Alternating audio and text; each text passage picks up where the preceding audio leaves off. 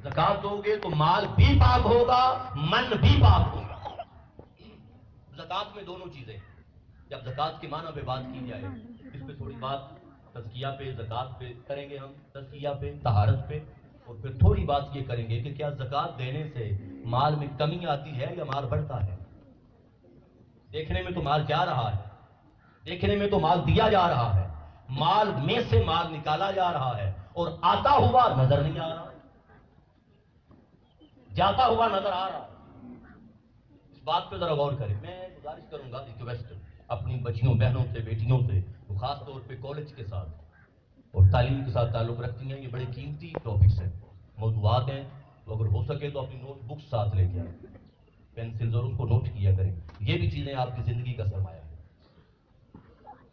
तो माल दिया तो जा रहा है, नजर आने में माल जा रहा है, मगर दिखाई देने में आ नहीं रहा। तो ज़ेन मादी है, इंसानी सोच, इंसानी अकल मादी है, मादा पसंद है, मादा परस्त है। फौरी रिजल्ट ना मिले तो यकीन नहीं करती, फौरी कोई ना कोई चीज मुकाबले में ना मिले तो यकीन, और हर कोई इस बात को नहीं मानता, हालांकि अल्लाह भी है, मगर उस तरह अगर नजर नहीं आता तो कितनों का यकीन उस हद तक है कि जब हम कोई गलत काम करें तो हमारा ये अकीदा होता है कि अल्लाह देख रहा है। हम सड़क पे जा रहे होते हैं लाहौर में, अब मैं लाहौर में होता हूँ, या आगे पीछे जहाँ वार्डन वगैरह होते हैं, सड़क पे जा रहे होते हैं, तो पता होता है यानी कि वार्डन ट्रैफिक पुलिस खड़ी हो, तो अगर ना खड़ी हो तो इशारे भी टूट जाते हैं, वायोलेशन भी हो जाती है, और अगर कोई बंदा खड़ा हुआ हो तो जितनी भी इमरजेंसी हो पता होता है चालान हो जाएगा। ये है यकीन का वो तसव्वुर। तो चीज जा तो रही है मगर देखने में जाहिरी तौर पे आ नहीं रही, तो फिर इंसान चूंकि मादा परस्त है, वो सोचता है जब आ ही नहीं रही तो माल में कमी होगी, इजाफे का मतलब क्या है। तो याद रख ले, ज़कात में दोनों चीजें, तहारत भी है, इजाफा भी है। तहारत भी है, पाक करना भी है, और इजाफा भी है। दो मिसालें देता हूं इसमें।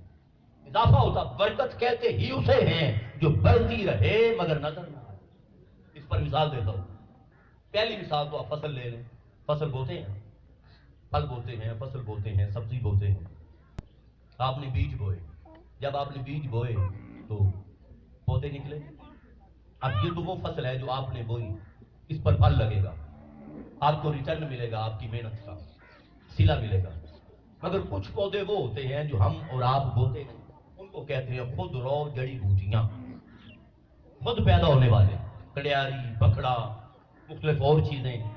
अब वो जब पैदा हो जाती हैं तो जमीन की ताकत को तकसीम कर लेती है। अब जमीन की ताकत जब उन पे लगेगी तो फिर ही बढ़ेगी ना। अब फिर नतीजा क्या होता है, आप लोग हाथ चलाते हैं या कोई और औजार ले लेते हैं और उसकी गोडी चौकी करते हैं। जब गोडी चौकी करेंगे तो खुद रो पौधे और जड़ी बूटियां उनको तलब करते हैं, निकाल देते हैं। जब उनको निकालते हैं उसकी तकदीर होती है, उस फसल का तज़किया होता है, तकदीर होती है, सफाई होती है। जब आप निकाल देते हैं तो वो ताकत जो उन पौधों पे जमीन की लग रही थी वो सारी ताकत असल फसल पे लग जाती है, वो सारी ताकत असल फसल पे लग जाती है। जब सारी ताकत मुर्तकिल हो जाती है फसल पे तो फल दो गुना हो जाता है, मगर दो गुना होता नजर नहीं आता, बढ़ता है। तो जो ही तत्हीर की, जो ही सफाई की, तो जब सारी ताकत जमीन की एक ही जगह पे मरकूज हो गई, फल बढ़ जाता है। तो इसमें तहारत भी है, इसमें बढ़ना भी है। इसकी एक मिसाल और दे देता हूं। बारका, उलमा ने शरीफ फरमा है, बरकत, बारा काफ और ते या ता, ये अल्फाज हैं, और बे के ऊपर, बा के ऊपर जबर है, बरकत। पुराने जमाने में हो सकता है हमारे इलाका जात में अब भी हो, बाज बैकवर्ड एरिया जात में, देहाती इलाका जात में अब भी, मगर मैंने देखा है अगर 25-30 साल पहले चले जाए तो गांव में, देहातों में कुएं होते थे, गहरे कुएं, और डोल के साथ पानी निकालते थे, बाल्टी के साथ पानी निकालते थे, ऊपर चरखा लगा होता था, वो रस्सी के साथ नीचे फेंकते और खींच के पानी निकालते। अब होता क्या था, हमने ये मंजर देखा है, सारा इंजॉय भी किया है, इंटरटेन किया है। हमारी माएँ और बहनें देहातों में, चूंकि 20-25 साल का दौर ही बड़ा अजीब और दौर था, वो कभी ये तसव्वुरात ही नहीं होते थे कि इख्तिलात मर्द और जान का हो रहा है या नहीं होगा, वो बड़ा दौर था।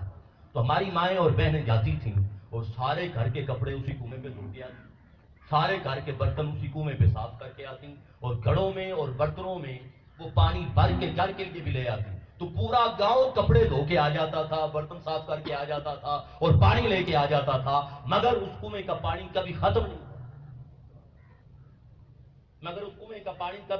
ختم نہیں ہوا تھا۔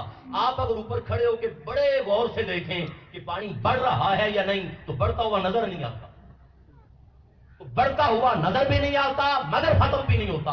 اس پونڈ کو، تالاب کو اور کنویں کو عربی میں برکتن کہتے ہیں۔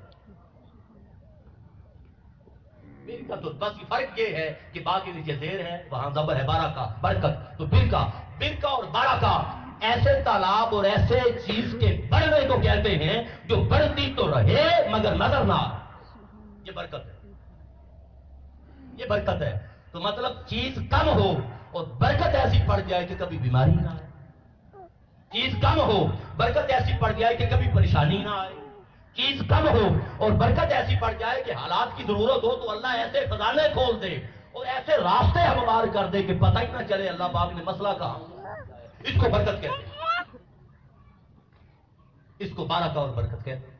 مطلب یہ ہے کہ زکوٰۃ جب ادا کی جاتی ہے تو دو لفظ استعمال ہوئے ہیں اس کے لیے قرآن پاک میں۔ اللہ پاک نے آقا علیہ السلام کو فرمایا محبوب خذ من اموالہم صدقۃ، اور یہ ذہن میں رکھ لیں کہ زکوٰۃ کے لیے تین لفظ استعمال ہوتے ہیں، صدقہ بھی استعمال ہوتا ہے، زکوٰۃ بھی استعمال ہوتا ہے اور انفاق بھی استعمال ہوتا ہے۔ جیسے مصارف زکوٰۃ اللہ پاک نے بتائے اور فرمایا انما الصدقات للفقراء والمساکین، صدقات فقراء کے لیے، مساکین کے لیے، عاملین کے لیے، مؤلفۃ القلوب کے لیے، پھر رقاب کے لیے، غارمین کے لیے، سبیل اللہ وابن السبیل، جو 8 مصارف اللہ پاک نے گنوائے تو شروع میں لفظ زکوٰۃ استعمال نہیں کیا، فرمایا انما الصدقات، یہاں صدقہ سے مراد زکوٰۃ، صدقات واجب، اور اسی طرح ادھر فرمایا محبوب خذ من اموالہم صدقۃ، محبوب ان کے مالوں سے زکوٰۃ لیں۔ اب سنیے گا ذرا غور سے، محبوب ان کے مالوں سے زکوٰۃ لیں اور ان کے مالوں سے زکوٰۃ لے کر دو کام کریں، سب سے پہلے تو دو کام کریں۔ کیا؟ پہلا تطہرہم، ان کو پاک کریں، ان کو پاک کریں، وتزکیہم بہا، اور ان کے من کا تزکیہ کر کے ان کے اعمال میں بھی اضافہ کریں، ان کے مال میں بھی اضافہ کریں۔ تطہرہم جب فرما دیا تھا تو طہارت کا معنی آ گیا یا نہیں؟ تو جب طہارت کا معنی آ گیا تو آگے تزکیہم جو الگ سے فرمایا، مطلب یہاں صرف مطلب طہارت نہیں ہے، قرآن میں تکرار نہیں ہوتا، معنی کوئی اور بھی ہے۔ تو فرمایا ان کو طاہر بھی کریں، ان کو پاک بھی کریں اور ان کے مال میں اور ان کے اعمال میں اضافہ بھی کریں۔ یہ جو لفظ آیا ہے تطہرہم وتزکیہم بہا، بہا زکوٰۃ ہے، اور تطہرہم، ہم سے مراد وہ لوگ ہیں جو زکوٰۃ دے رہے ہیں۔ یہ نہیں فرمایا کہ تطہروا اموالہم، کہ میرے محبوب زکوٰۃ لے کر ان کے مالوں کو پاک کرو، یہ نہیں فرمایا۔ تطہروا اموالہم یہ نہیں فرمایا، وتزکی اموالہم بہا، اور مال زکوٰۃ لے کر ان کے مال کا اضافہ کرو، یہ نہیں فرمایا۔ فرمایا تطہرہم، ان کو پاک کرو، مطلب جب بندہ زکوٰۃ دے گا تو مال تو پاک ہونا ہی ہے، بندے کا من بھی زکوٰۃ دینے سے پاک ہوگا، بندہ خود بھی پاک ہوگا، طہارت پائے گا۔ ایک بات اب میں عرض کر دیتا ہوں، یاد رکھیں، ایک ایسی چیز ہے اور ایک ایسا گناہ ہے اور ایک ایسا برا فعل ہے جو کسی عمل سے ختم نہیں ہوتا، وہ کیا؟ وہ ہے بخل، کنجوسی۔ نماز پڑھنے سے دل پہ چوٹ نہیں آتی بلکہ دل خوش ہوتا ہے، اور نفس اگر مضبوط ہو، شیطان ساتھ ہو تو بندہ خود کو دوسرے کو اچھا ہی نہیں سمجھتا، اپنے مقابلے میں کہتا میں نمازی، تیری کیا اوقات ہے۔ اور بعض اوقات عمل تکبر پیدا کرتا ہے یا نہیں؟ شیطان نے سجدے نہیں کیے تھے مگر کہا میں افضل ہوں، یہ کمتر ہے معاذ اللہ، آدم علیہ السلام سے مقابلہ کر۔ یہ تو بعض اوقات عمل تکبر پیدا کرتا ہے انسانی طبیعت میں۔ پیسہ اپنی محنت سے کمایا ہوا، مشقت سے کمایا ہوا، خون پسینہ ایک کر کے پیسہ کمایا ہوا جب اپنے ہاتھوں سے جاتا ہے تو پھر دل پہ چوٹ آتی ہے، پھر دل تنگ ہوتا ہے۔ پیسہ دیتے زکوٰۃ ادا کرتے اور مخلوق کے کام آتے بندہ اس مقام پہ فائز ہو جاتا ہے، اس کو پھر اپنی پرواہ نہیں رہتی، اس کے دل میں وسعت آ جاتی ہے اور کنجوسی جاتی رہتی ہے۔ لہذا بخل پیسہ دینے سے ختم ہوتا ہے، نماز پڑھنے سے ختم نہیں۔ فرمایا محبوب ان سے زکات لو، ان کے دلوں کی تنگی دور کرو، ان سے زکات لو، ان کے دلوں کی کنجوسی دور کرو۔ آقا علیہ السلام نے فرمایا البخیل، کنجوسی کرنے والا بعید من اللہ، اللہ سے دور ہے، بعید من الجنہ، جنت سے دور ہے، بعید من الناس، لوگوں سے دور ہے۔ کنجوسی کرنے کون پسند کرے گا؟ جو بندہ کنجوس ہو کون پسند کرے گا؟ کسی کو ضرورت پڑ جائے، ایمرجنسی پڑ جائے اور وقت پہ کام ہی نہ آئے اور آپ کو پتہ ہے اس کے حالات بھی ہیں، تو کیا آپ اس کے ساتھ تعلق رکھیں گے؟ نہیں رکھیں گے۔ تو فرمایا بخیل اللہ سے بھی دور، جنت سے بھی دور، لوگوں سے بھی دور، اور فرمایا قریب من النار، یہ جہنم کے نزدیک ہے، یہ جہنم کے نزدیک ہے۔ ولا جاہل سقی، فرمایا سخی جاہل، اے جاہل، علم نہیں جانتا، نہ فلسفہ، نہ منطق، نہ دینی علم، نہ دنیاوی علم، وہ زیادہ پڑھا لکھا نہیں ہے، زیادہ پڑھا لکھا نہیں ہے۔ لا جاہل سخی، فرمایا جاہل سخی، فرمایا احب الی اللہ من عابد بخیل، اللہ کی بارگاہ میں بخیل عبادت گزار سے زیادہ زیادہ پسند ہے۔ راتوں کو جاگنا، عبادت کرنا، سجدے کرنا، تہجد پڑھنا، نوافل پڑھنا، اشراق پڑھنا، ابابیر پڑھنا، چاشت پڑھنا، فرائض پڑھنا، سجدہ ریزی کرنا، ماتھے پہ محراب بنانا، قرآن پاک پڑھنا، تلاوت کرنا، دعوت کا کام کرنا، دین کا کام کرنا، خدمت کا کام کرنا، فرمایا یہ سارے کام ہیں مگر ہے کنجوس۔ فرمایا اس کی نسبت جو سخی ہے مگر جاہل ہے وہ اللہ کو زیادہ پسند ہے۔ ارے دین نے تنگی دور کرنی تھی، قرآن نے تنگی دور کرنی تھی، حدیث نے تنگی دور کرنی تھی، وسعت ظرف پیدا کرنی تھی، وسعت نظر پیدا کرنی تھی، سینوں سے سینوں کو ملانا تھا، رشتوں کو مضبوط کرنا تھا، تعلق کو بنانا تھا۔ ارے وہ کون سا علم ہے جو انسانیت سے دور، وہ کون سا علم ہے جو دل میں تنگی پیدا کرے، اور وہ کون سا علم ہے جو کسی کو قریب نہ آنے، کسی کو قریب نہ آنے دے۔ اور میں ایسے علم کی کوئی ضرورت نہیں، اس سے جاہل بہتر ہے۔ درد دل کے واسطے پیدا کیا انسان کو، ورنہ طاعت کے لیے کچھ کم نہ تھے کرو بیاں، میری عبادت کے لیے تو فرشتے ہی کافی تھے، تیری نمازوں کو میں نے کیا کرنا ہے اگر تو نے میرے بندوں کی کام نہیں۔ لہذا یہ تو بات ہے۔ اب فرمایا تطہرہم وتزکیہم بہا،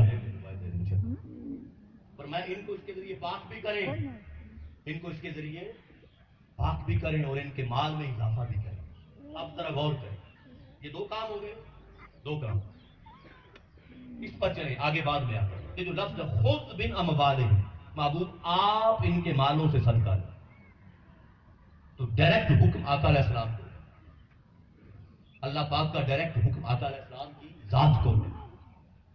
اب جب یہ حکم نازل ہوا تھا، آقا علیہ السلام اسلام پھیل چکا تھا، قبائل اسلام میں داخل ہو گئے تھے، اور یہ ضروری تو نہیں تھا کہ اسلام صرف مدینہ پاک کے دائرے میں ہی بند تھا، ایسا تو نہیں تھا، سلطنتیں فتح ہو رہی تھی اور علاقہ اسلام کا وسیع ہو رہا تھا۔